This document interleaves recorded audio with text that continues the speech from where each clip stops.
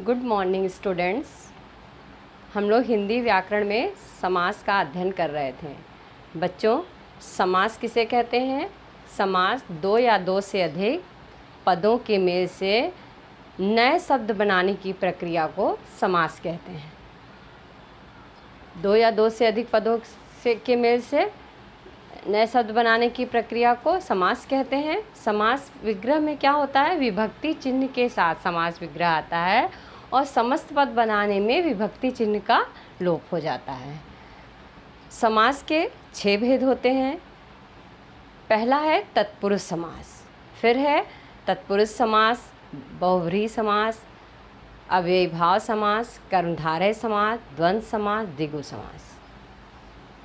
हम लोग तत्पुरुष समास का अध्ययन कर रहे थे। मैंने आपको बताया था कि तत्पुरुष समास में क्या होता है कि तत्पुरुष समास जो है उसमें कारक चिन्हों के साथ तत्पुरुष समास को बताया गया है कि तत्पुरुष समास जो है केवल कर्ता और संबोधन को छोड़कर बाकी सब में तत्पुरुष समास में सबका प्रयोग, सभी कारक चिन्हों का प्रयोग होता है। कर्ता मतलब यानी ने और संबोधन हे हरे, इसको छोड़ करके बाकी सभी कारक चिन्हों का प्रयोग होता है। हम लोगों ने अभी पढ़ा था, पिछली क्लास में क्या पढ़ा था? कारक कौन कौन सा? कर्ता तो था है नहीं। तत्पुरुष समास में कर्म कारक पढ़ा था, करण कारक पढ़ा था और संप्रदान कारक पढ़ा था कि कर्म कारक किसे कहते हैं? कर्म का क्या साइन होता है? को विभक्ति चिन्ह। तो समस्त पद बनाने में को विभक्ति चिन्ह का लोप हो जाता है और समास विग्रह करने में को विभक्ति चिन्ह पुनः वापस आ जाता। और को विभक्ति चिन्ह किसके साथ लगता है? पूर्व पद, क्योंकि समस्त पद में 2 पद होते हैं। जैसे राजा का पुत्र, राजपुत्र, तो पहला पद हुआ राजपुत्र और दूसरा हुआ पुत्र। पहला राज, दूसरा पुत्र, तो राजा का पुत्र विग्रह करेंगे तो क्या होगा? राजा का पुत्र। तो राजा के साथ विभक्ति चिन्ह का प्रयोग हुआ, का विभक्ति चिन्ह का। और तत्पुरुष समास में और क्या ध्यान देने योग्य वाक्य है कि जो विशेषण और विशेष होता है। राजा का पुत्र, राजा क्या है? विशेषता बता रहा है ना, किसकी? पुत्र की। पुत्र की क्या विशेषता है? कि राजा का पुत्र है। तो पूर्व पद क्या होता है? विशेषण और उत्तर पद विशेष होता है। उत्तर पद की विशेषता बताई जा रही है, पुत्र की विशेषता बताई जा रही है कि कैसा है पुत्र? किसका? राजा का पुत्र है। उसकी विशेषता है कि वो राजा का पुत्र है। तो पुत्र विशेष हुआ और राजा विशेषण हुआ। इसी तरह हम लोग पढ़े थे सारे विभक्ति चिन्हों के साथ जो है हम लोग पढ़ा था कि कर्म, करण और संप्रदान। संप्रदान का है के लिए, संप्रदान का के लिए है। अगर हम समस्त पद बनाएंगे तो के लिए विभक्ति चिन्ह का लोप हो जाएगा। जैसे रसोई घर, रसोई के लिए घर। अगर समास विग्रह करेंगे तो हम रसोई के लिए घर। देखिए यहाँ पर भी रसोई घर है तो रसोई एक शब्द है और घर दूसरा शब्द है। दोनों शब्द के मेल से समस्त पद बनना, रसोई घर एक साथ, अलग अलग नहीं लिखेंगे। लेकिन अगर हम समास विग्रह करेंगे तो रसोई के लिए घर हम बोलेंगे और रसोई के लिए घर बोलेंगे तो जो रसोई के लिए है, के लिए विभक्ति चिन्ह का प्रयोग रसोई के साथ यानी पूर्व पद के साथ लग रहा है। क्लियर? तो आज हम लोग इसी क्रम में तत्पुरुष समास के भेद में हम लोग पढ़ेंगे अपादान तत्पुरुष। अपादान तत्पुरुष किसे कहते हैं? जहाँ अपादान का मतलब क्या होता है? अलग होने के संबंध में।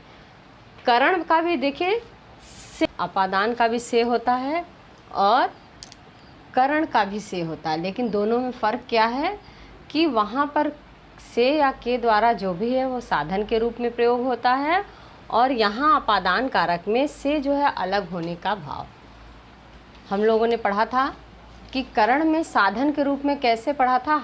रेखांकित, रेखा से अंकित। रेखा जो है वो दर्शाया गया, उसका साधन है रेखा खींच के, तो रेखा द्वारा अंकित या रेखा से अंकित। लेकिन यहाँ पर जो से का है, यहाँ पर से का मतलब होता है अलग होने के संबंध। जो भी आपको यहाँ पे दिखेगा समस्त पद या समास विग्रह किया हुआ रहेगा से विभक्ति चिन्ह के साथ, वो अलग होने का भाव प्रकट करेगा।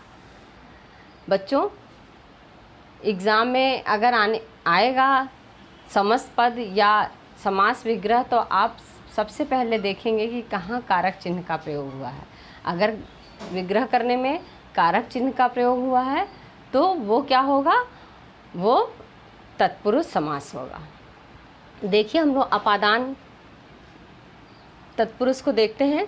देखिए अपादान तत्पुरुष में समस्त पद क्या है और विग्रह कैसे किया गया है।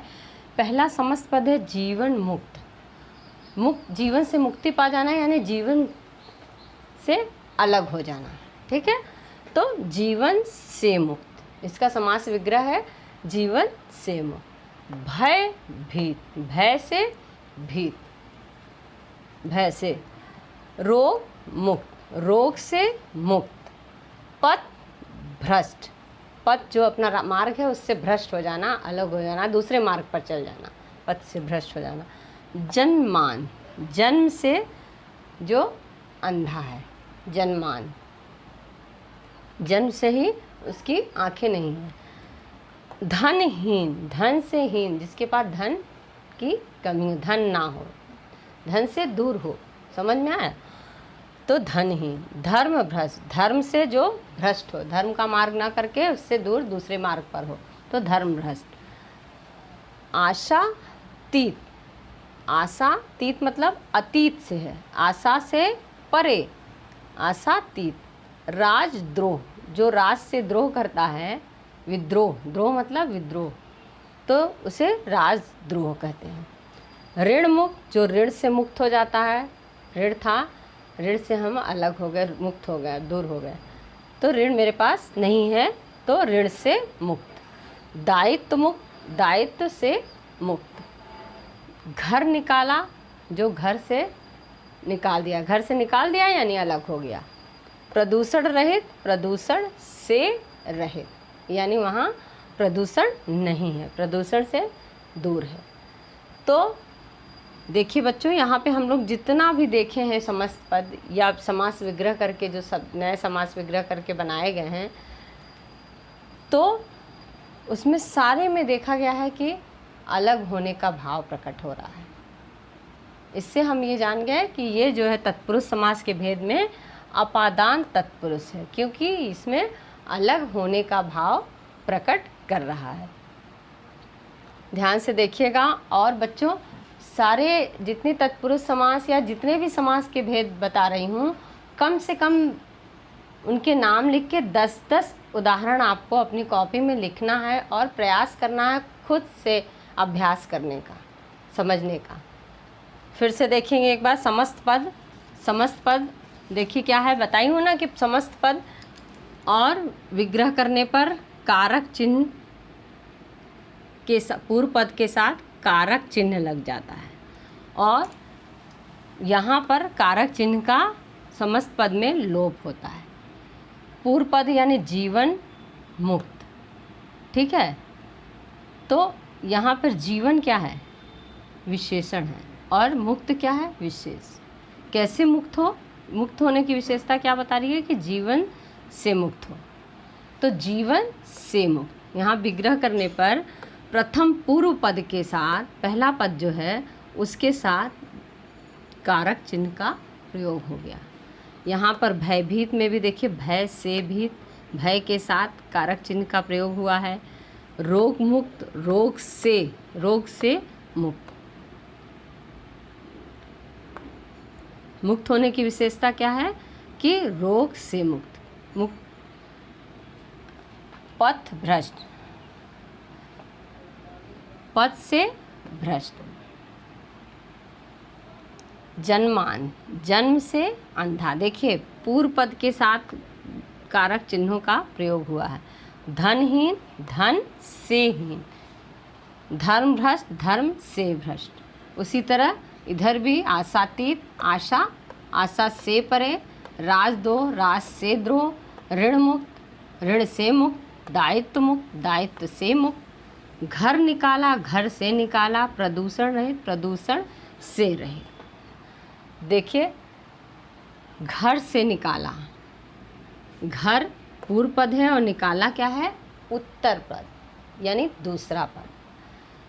तो जो है निकालने की विशेषता क्या है, कहाँ से निकाला है, किसकी विशेषता बताइए, घर से, किससे निकलने की विशेषता बताइए, किससे, घर से निकाला हो।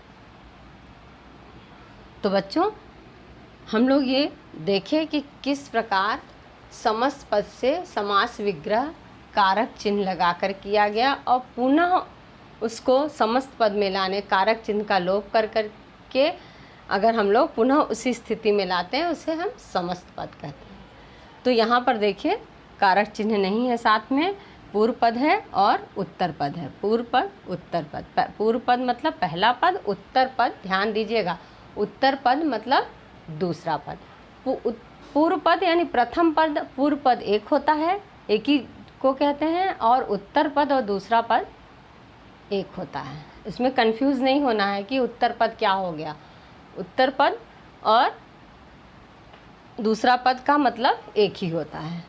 तो बच्चों देखिए अलग होने का भाव इसमें अपादान तत्पुरुष में दिखा रहा है। हम लोगों ने इसको पढ़ा। अब हम लोग नेक्स्ट विभक्ति कारक विभक्ति चिन्ह का प्रयोग करते हुए दूसरे कारक के तत्पुरुष समास के भेद पढ़ेंगे। कौन सा? संबंध तत्पुरुष। संबंध तत्पुरुष में देखिए हम लोग क्या आगे पढ़ते हैं। तत्पुरुष समास का नेक्स्ट भेद है संबंध तत्पुरुष। संबंध तत्पुरुष में क्या है? संबंध में का, के, की का लोप होता है। समस्त पद करते हैं, समस्त पद बनाने में का, के, की विभक्ति चिन्ह का लोप होगा और विग्रह जब हम करेंगे तो पूर्व पद के साथ विभक्ति चिन्ह का प्रयोग किया जाएगा। पूर्व पद के साथ यानी पहले पद के साथ। तो बच्चों यहाँ देखेंगे मैंने यहाँ समस्त पद और विग्रह, यहाँ पर भी समस्त पद और विग्रह लिखा है। यहाँ समस्त पद बोली ना, एग्ज़ाम में ऐसे भी आ सकता है, दिए गए शब्दों के समस्त पद बनाइए, दिए गए शब्दों के समास विग्रह कीजिए और समास के नाम बताइए। तो समास विग्रह कीजिए रहेगा तो मान लो आपको देगा 10 अमृत धारा, तो आपको समास विग्रह करना होगा अमृत धारा को अमृत की धारा तत्पुरुष समास लिखेंगे। अंदर के भेद को नहीं पूछेगा तब आपको नहीं बताना है, बस तत्पुरुष समास बता देना है। तो देखिए संबंध तत्पुरुष जहाँ का, के, की विभक्ति का लोप होता है। कारक तो पहले से आपको पता है, हिंदी व्याकरण में हम लोगों ने पढ़ा है कि कारक चिन्ह किस कारक का क्या विभक्ति चिन्ह होता है। तो संबंध का पता है, का, के, की संबंध बताता है। तो यहाँ पर समस्त पद है और यहाँ विग्रह किया हुआ है। तो देखिए बच्चों राजपुत्र यहाँ पे है। तो राजपुत्र मतलब राजपुत्र की विशेषता क्या है? राज करने वाला यानी राजा का पुत्र। तो यहाँ प्रथम पद पूर्व पद के साथ विभक्ति चिन्ह का प्रयोग हुआ है। दूसरा देखिए गंगा का जल। गंगा का जल यहाँ विग्रह किया गया है, यहाँ गंगा जल लिखा। गंगा जल किसको कहते हैं? गंगा का जल जो होता है उसी को ना गंगा जल बोलते हैं। तो यहाँ पर देखिए पूर्व पद के साथ का विभक्ति का प्रयोग हुआ है। जल है, जल जो है विशेष है और गंगा जो है इसके विशेषण है। तो जल की क्या विशेषता है कि वो गंगा का जल है। क्लियर? नेक्स्ट है अमृत धारा। अमृत विशेषण, धारा विशेष है और पूर्व पद के साथ विभक्ति चिन्ह का प्रयोग हुआ है और यहाँ पर अमृत धारा की जगह हो गया क्या? अमृत की धारा। अमृत धारा, अमृत की धारा को बोलते हैं। फिर दशरथ पुत्र। दशरथ पुत्र की विशेषता क्या है कि वह दशरथ का है, तो पुत्र विशेष हुआ और दशरथ विशेषण। दशरथ पुत्र की विशेषता है कि वो दशरथ का है, तो दशरथ का पुत्र, दशरथ पुत्र। पराधीन, पर के, पराधीन मतलब जो दूसरों के अधीन होता है। पर यानी पराये के, दूसरे के, तो पर के अधीन। का, के, की देखिए सब जगह, यहाँ अभी का हम लोग पढ़े थे, अब के, पर के अधीन। मातृभक्त। मातृभक्त किसको बोलते हैं? जो माता का भक्त होता है। तो यहाँ पे माता का भक्त हो गया या मातृ का भक्त। भक्त की विशेषता क्या है कि वह माता का भक्त है। क्लियर? नेक्स्ट देखिए समस्त पद और विग्रह। इधर भी कुछ किए गए हैं शब्दों के। समस्त पद बताए गए हैं देशवासी। देशवासी मतलब देशवासी किसको कहते हैं? जो देश का वासी होता है, देश में रहने वाला, देश का वासी, उसे हम देशवासी कहते हैं। जो वास करने वाला है उसकी विशेषता क्या है? वो देश का है। वास करने वाले की विशेषता क्या है? वो देश का है। ठीक। घुड़दौड़, देखिए यहाँ के की विभक्ति चिन्ह है। घुड़दौड़, घुड़दौड़ मतलब घोड़ों की दौड़। दौड़ की विशेषता क्या है? कि वो घोड़ों की दौड़ है। तो घुड़दौड़ बताया गया है, घोड़ों के बारे में बताया गया है, दौड़ के बारे में बताया गया है, घोड़ों की दौड़ है। उद्योगपति, उद्योग का पति, उद्योग का जो राजा होता है पति, उसको उद्योगपति कहते हैं। आज्ञानुसार, आज्ञा के अनुसार, आज्ञा के अनुसार जो चलता है उसे हम बोलते हैं आज्ञानुसार। राजकुमार, राजा का कुमार। तो देखिए बच्चों, हम लोग यहाँ पे सारा का, के, की विभक्ति चिन्ह का प्रयोग करते हुए संबंध तत्पुरुष के बारे में पढ़े हैं।